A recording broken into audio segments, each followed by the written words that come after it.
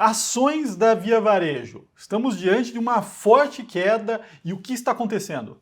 Tem risco de quebra nas ações da Via Varejo? Bom, esse é o tema do vídeo de hoje, pessoal, mas antes de começar, dá um like. Se você não é inscrito no canal, inscreva-se e comentem. Vocês têm ações da Via Varejo? Investem ou não? Eu vou sortear uma garrafinha da Levante e um livro, O Príncipe. Para participar, basta comentar. O resultado sai na próxima terça-feira, às 9h30 da noite, no meu Instagram, nos stories, então comente.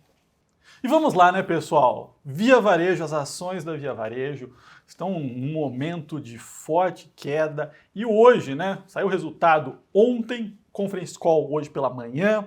A empresa, né, a ação reagiu um pouco mal, mas o ponto é, o que está acontecendo? Existe algum risco nas ações da Via Varejo? Então, hoje eu vou fazer essa análise.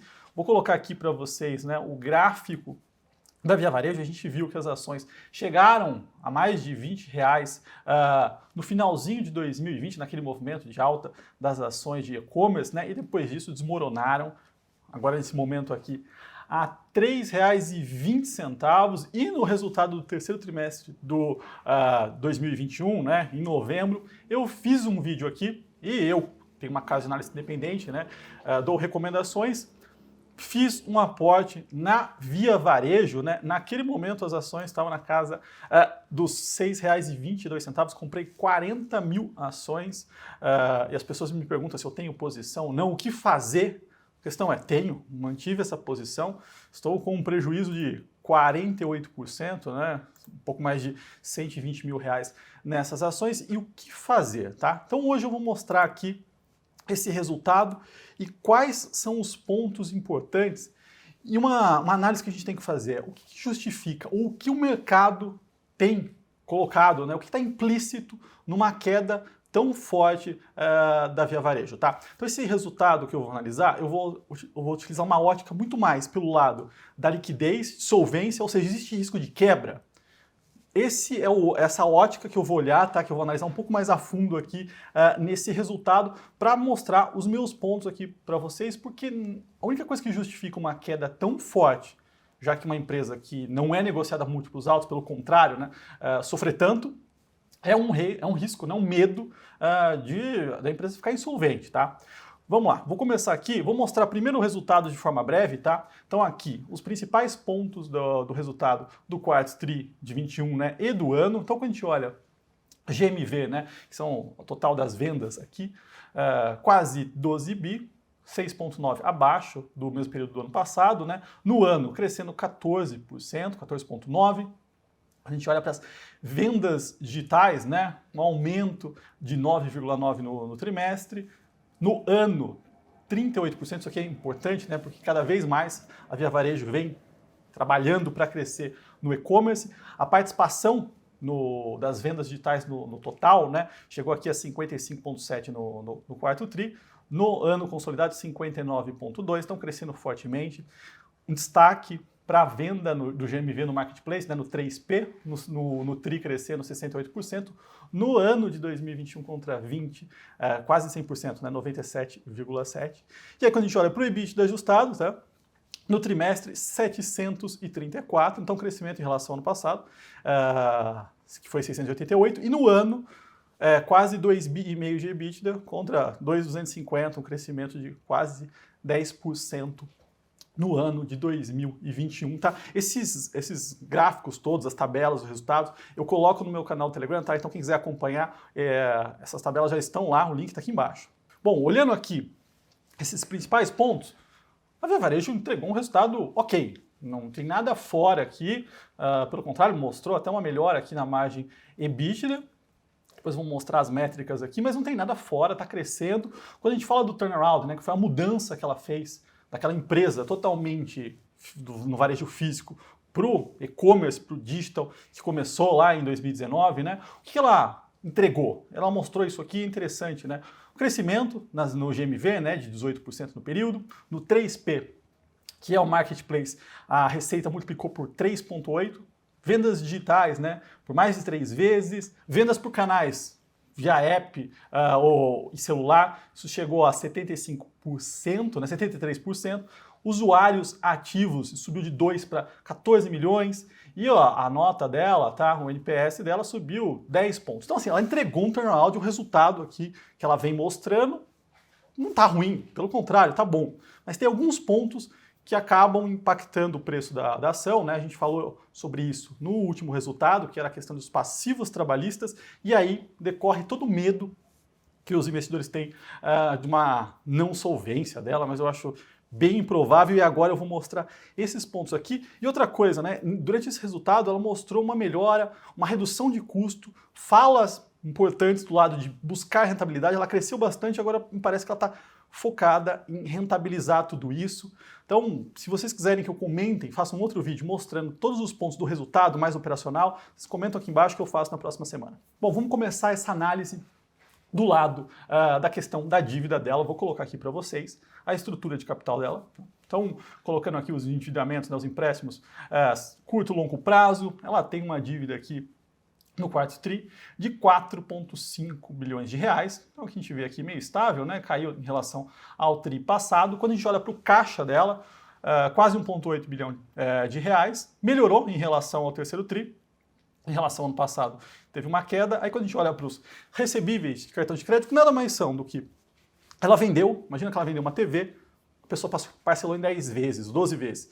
O dinheiro não cai para ela, fica numa conta de uma Quar, né? Se ela quiser, ela pode resgatar aquele dinheiro. Então é dela, mas não é, entendeu? Então é uma forma de colocar isso aqui no balanço, 3,8 bi, aí outras antecipações, né, portal e outras contas a receber.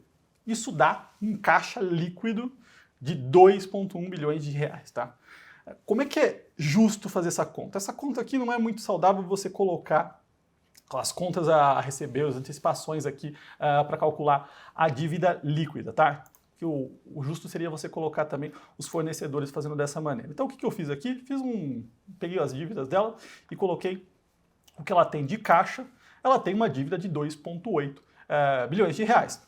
Que não é algo muito fora, né? Pensando no EBITDA dela, está praticamente uma vez. Então, quando a gente olha para a estrutura da dívida e para o caixa, não tem nada horrível aqui. Não está falando que ela está extremamente alavancada e não tem condições para seguir. E aí, quando a gente olha para o perfil dessa dívida, né?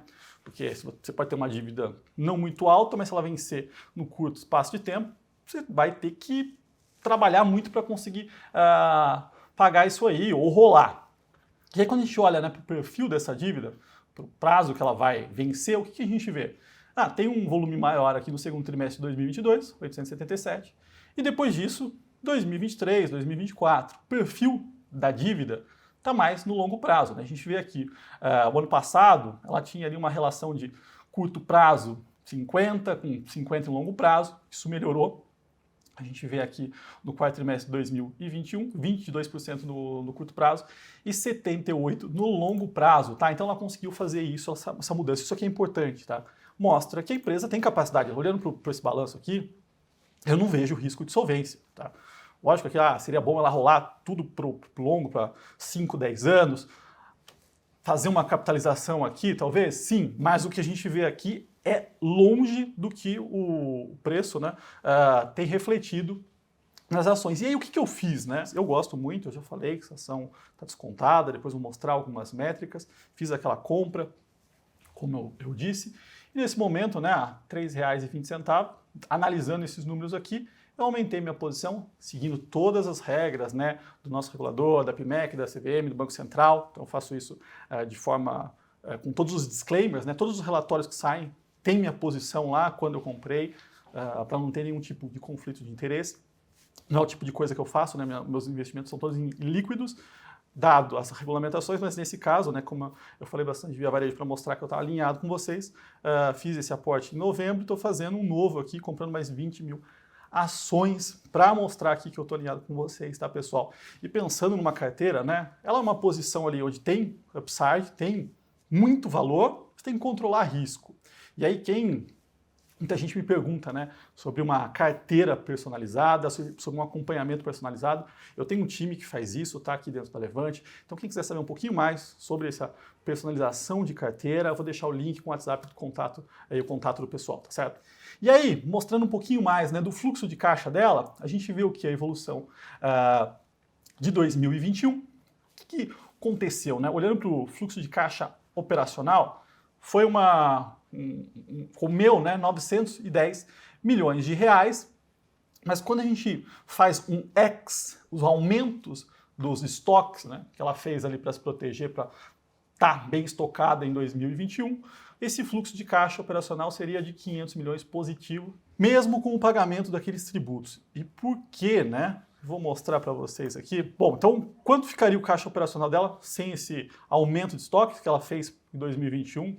Para se garantir, né? Foi um momento ali onde tinha muitas dúvidas em relação à logística, ao suprimento. Ela teria um caixa operacional de 500 milhões positivo, tá? Então, mesmo com aqueles passivos trabalhistas que impactaram, né, que assustou o investidor ali no terceiro trimestre, ela teria um caixa operacional positivo. Essa variação forte de capital, de estoques, né, que ela está desfazendo nesse momento.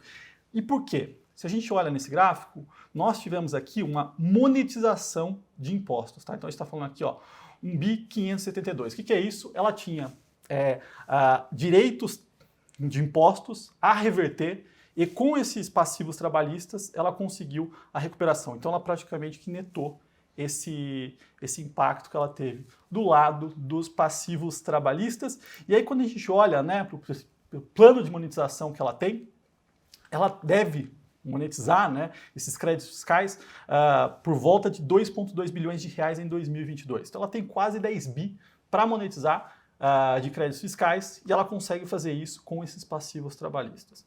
Então não é o final do mundo, eu expliquei todos os detalhes desse negócio no terceiro trimestre, né, mostrando ali que apesar de ter um impacto, né, um volume grande, existe um grande número de ativos aqui fiscais que ela pode netar dado esse aumento dos passivos trabalhistas, tá, pessoal?